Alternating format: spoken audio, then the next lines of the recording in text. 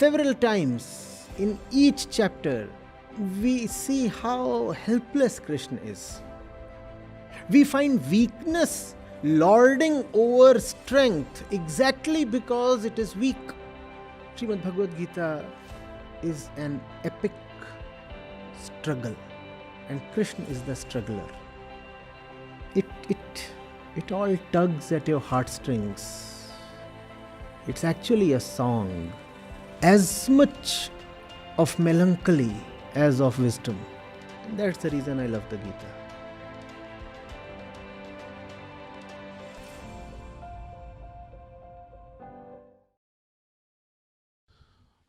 Namaste Acharya ji. I just came to this room and I was aware that the theme of this session was kept as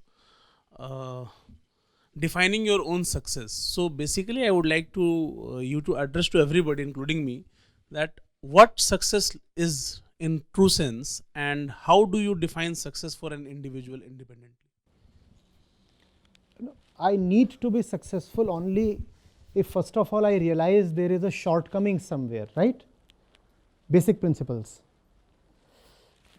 There has to be a backdrop of failure for me to talk of success, correct? If I'm already home, will I even talk of success?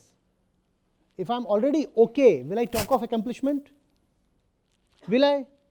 So, when you say you need to be successful, there is a tacit acknowledgement that you are not yet successful, correct? You are not yet successful, therefore you need to be successful, which is all okay. None of us is born successful, so we need to be successful. But I am emphasizing on that because a lot of people talk too much about success without first inquiring into what their shortcoming or need or failure is like. If I do not know my requirement, what is it that I'll order in a restaurant or a mega mart or some other place? The world is a great shopping mall. It might have everything to offer. But first of all, I must know my own requirement. So, all kinds of things are there and people are chasing all kinds of things, and that is called as success. But what is it that you really need? Do we pay attention to that? Do we inquire into that? Success is something obviously we all need.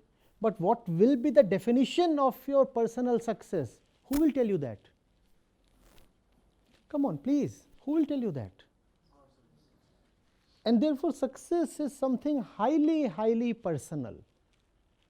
Highly personal. There can be no one set criteria that fits all. You have to figure out what is it that you lack within. And the purpose of life is to address that lack. If I lack, let's say, in knowledge, then my success lies in gaining knowledge. If I lack in faith, something as basic as faith, my success would not lie in gaining knowledge or money. It would lie in gaining faith. If I lack in love, what is the point in becoming a successful entrepreneur? It is love you lacked and you still lack that. Raising 4 new firms or factories will not address your loveless state, and a lot of people do that because life is loveless. So I'll start one more venture. That won't help you. You are treating the wrong disease, you are barking up the wrong tree. Are you getting me? But our education does not take us inward. School, college, UG, PG, doctorate, formal, informal, our education fails to take us inward. It's not that the subjects that we are taught are all worthless. They are very, very important, very important. I'll forever remain thankful to my schools, to IIT, to IIM, and to all the authors whose books I read. I'll forever be indebted to them. But the fact remains that education of the self is far more important than all the other kinds of knowledge that we are given. And that's something we do not have. The result is that the person is chasing goals all her life without even knowing whether the goal is worthy enough. There is nobody who is without target, ambition, desire. All of you have to-do lists, all of you have dreams, and that's all okay. To be human is to dream. To be human is to desire. That's all okay, that's fine. The question is your goal worthy enough? And what is it that decides the worthiness? The answer is suitability. Is your goal suitable to you or to your neighbor?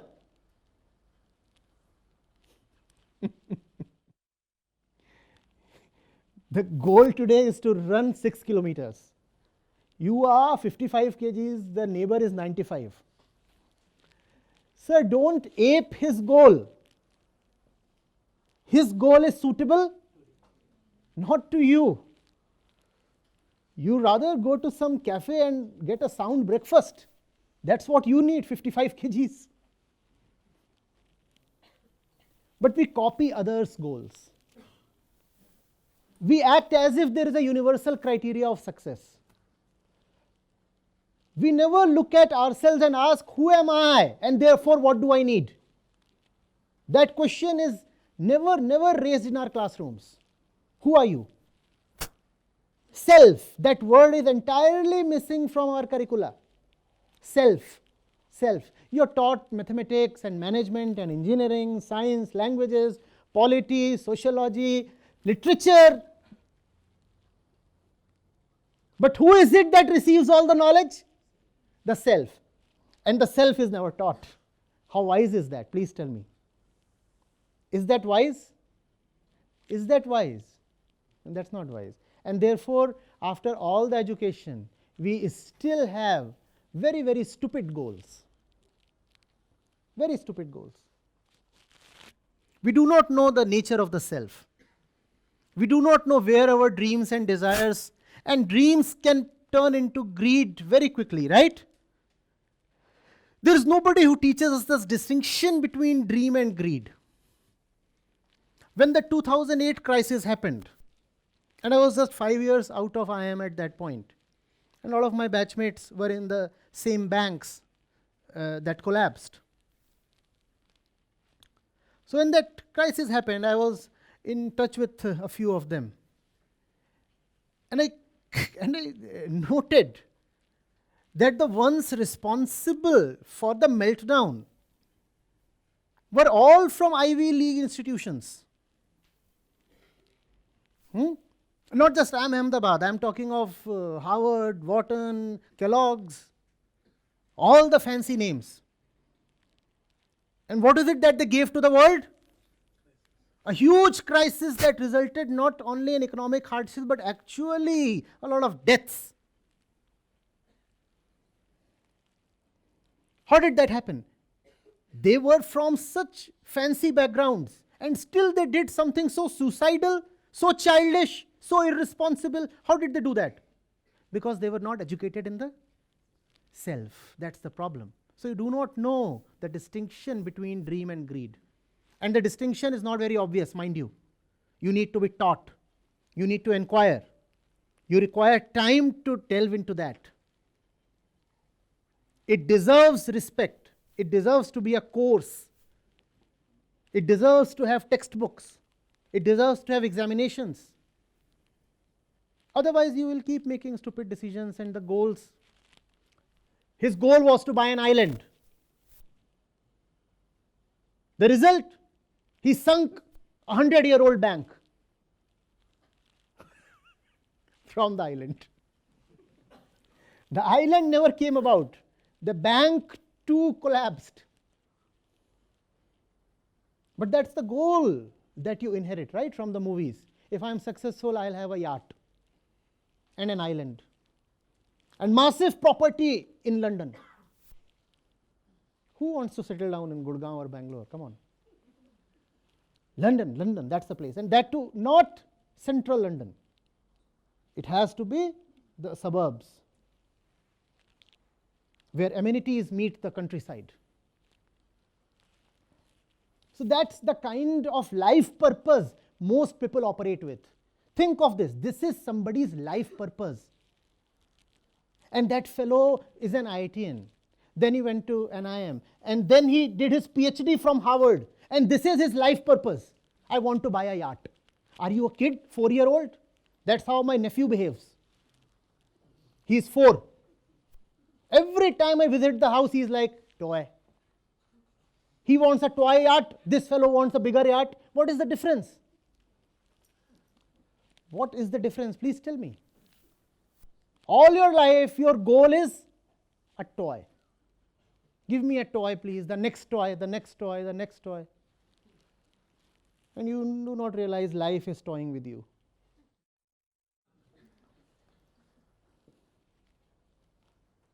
Before you run after goals, shouldn't you ask where are your goals coming from? I'm asking you, please. Had I just chosen the common goals, I wouldn't have been standing here in front of you. No, that would have been to the relief of many of you, I understand, but still. This, the point I have come to, is not at all a social point. Not at all a point my education ever taught me to come to. I was all alone, very, very lonely, all throughout my journey. Forget about this being an established path of movement. This is not even a very acceptable area of human activity at all.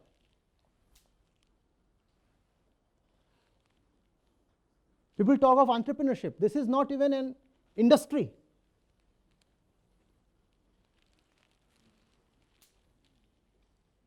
And it took 20 years of solitude to come to this point. And that is when all kinds of goals were beckoning. Not just professional, personal as well.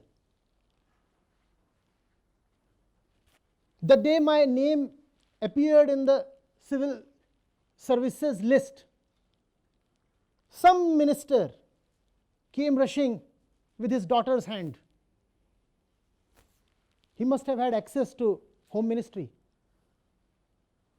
He got my address as well from the list of successful candidates.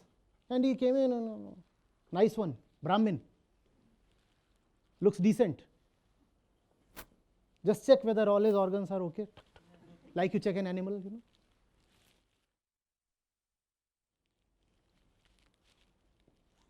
That's the kind of goal the society bogs you down with. Now that you're a civil servant, get married to an influential politician's daughter.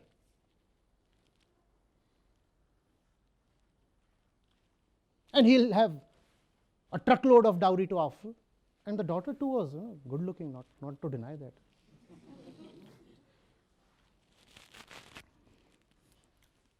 If you have money, very easily that makes you good looking. No?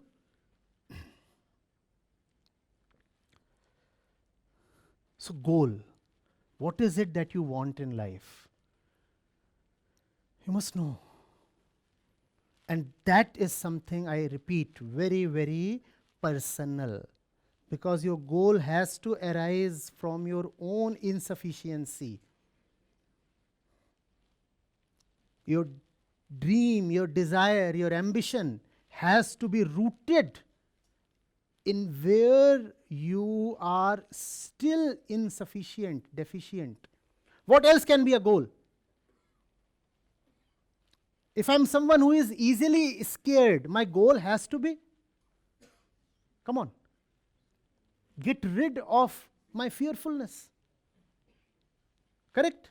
There is a world outside and there is a world inside. Where do you live? I'm asking you. Please tell me. Where do you live? You actually live in the world within. Even the world outside is experienced inside.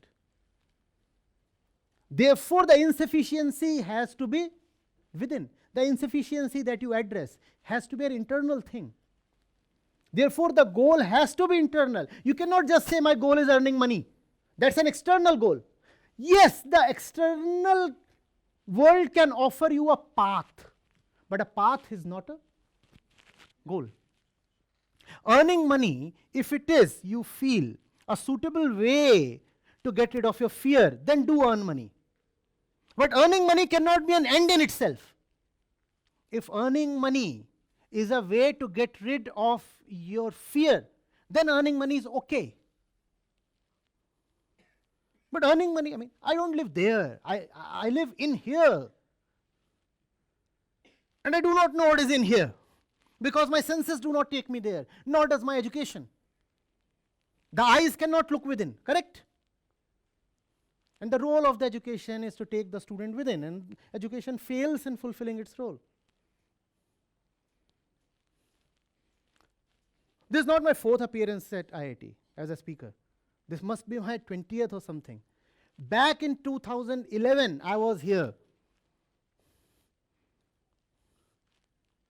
teaching the students a course called Self and Value Clarity. There was a course I had designed.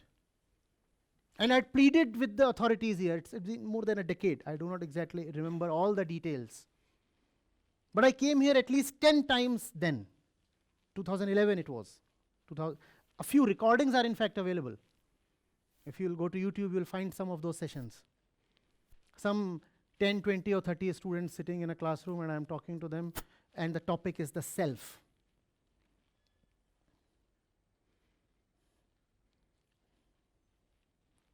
Because my experiences were constantly telling me, we lack in this, we lack in this. And because my ecosystem comprised of people from IIT, from IIM, so I was seeing that it is this place that needs that thing the most.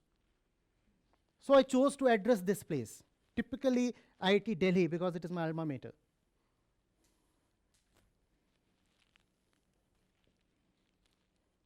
Goal setting is life setting. If goals go wrong, life goes wrong. Your goal is everything. Huh? Take more than 12.5 seconds in determining your goal, please. That's how we determine our goal. Okay, so what is it that you want? What is it that you want? What is it that you want? Okay, let's take an average. Let's take an average of what everybody else wants, and that becomes my want. Oh, he's quite famous, and he's quite powerful, and he's elderly, so let's take a weighted average. These people will have double the weight. 2x plus y plus 3z divided by 6. That becomes my goal. How responsible is that?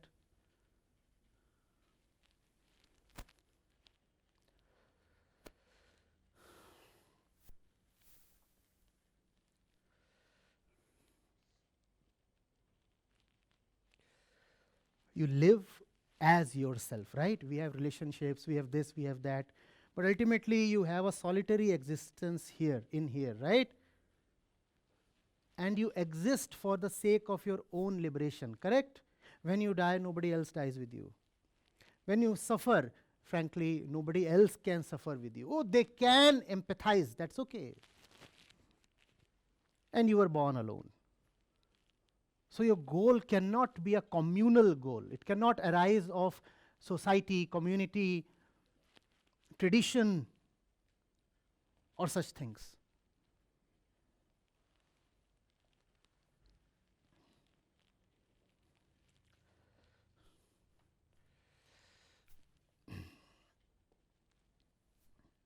Pranam Acharya ji. My follow-up question is, what if we are failing getting our success? we are trying hard. Sometimes we are getting distracted also. Sometimes we are on the path. But what to do? I mean, the real goal is so big, so immeasurable, that you will anyway never fully reach it. But its uniqueness lies in its beauty. You just keep going towards it even if you fail a million times. It leaves you choiceless, optionless. I just said that this is my 20th year since my PG. What was I doing all these years?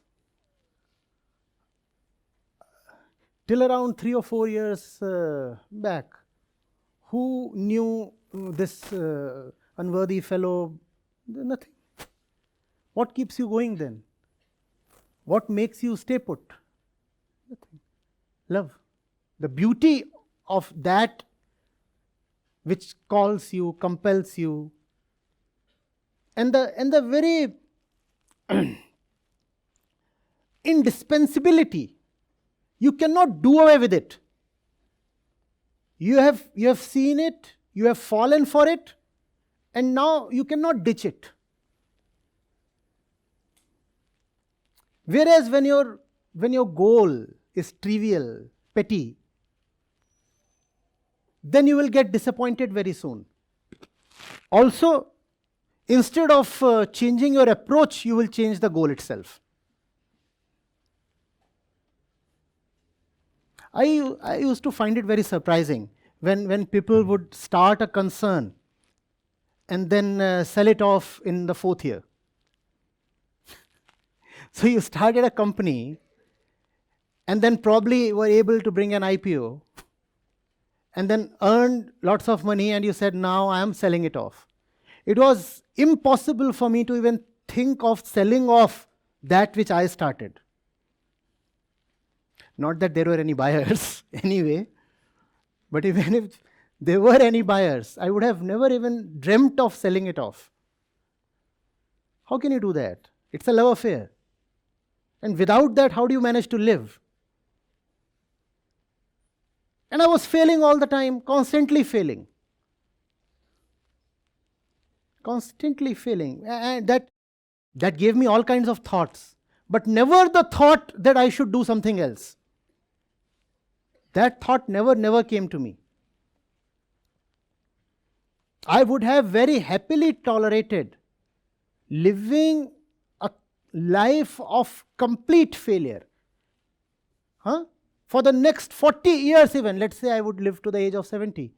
I would have been very happy, constantly and daily failing till the age of 70. But I would have never changed the goal.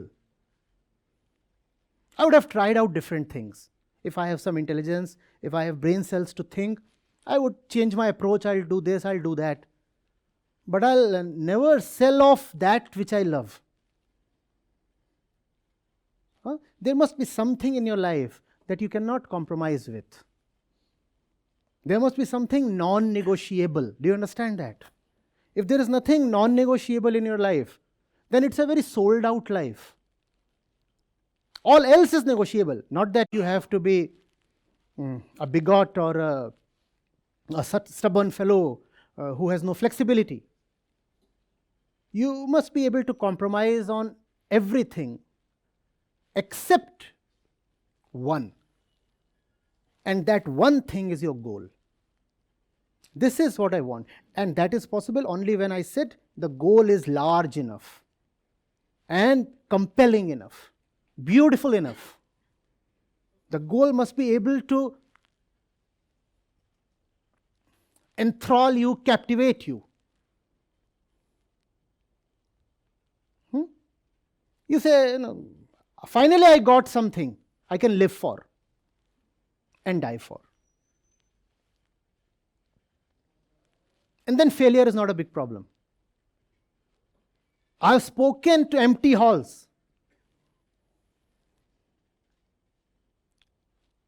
With just 3 unwilling, unfortunate ones in attendance. And I have done that dozens of times. I was never cursing my luck.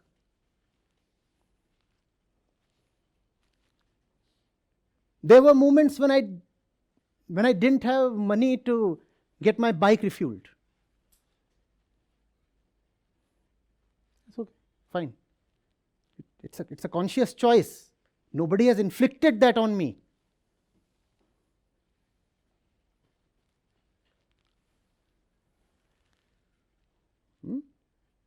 And would have been very easy at that moment to beat my chest and say, oh, I have abjectly failed. And I'll either change the goal itself or commit suicide. I'm not trying to set myself up as a role model or something, but I just can't help remembering my own failures at this moment. And I don't want you to succumb to the so-called failures. If the goal is right, the goal itself is the victory. Once the goal is rightly set, you are already victorious. Now, how can you fail? And if the goal is wrong, then you will be a failure even after all your victories.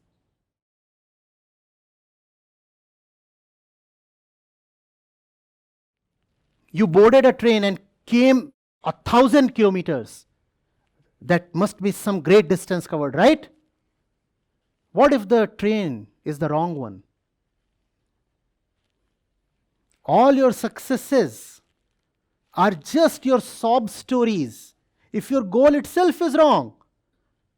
You have traveled 1,000 kilometers indeed, but you have reached the wrong destination. You never wanted to reach there. That destination will give you nothing. Yes, do travel. There must be a lot of rigor and intensity in your life. You must live a very happening and active life. But the first and the most important thing is that the goal has to be right.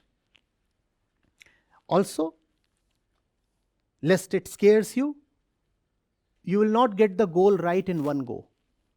It's a process of experimentation. The goal evolves. So do not be too apprehensive. What if the goal is wrong? Give yourself time. See what matters to you. Apply yourself to that. Stay with that.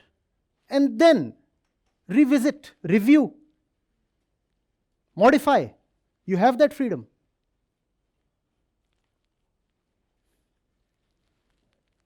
Are you getting it? Failure, etc. don't mean anything. They just mean that the game is on. The game is already won, and now the game is on. I'm already victorious in advance. Who can defeat me now? That should be the approach.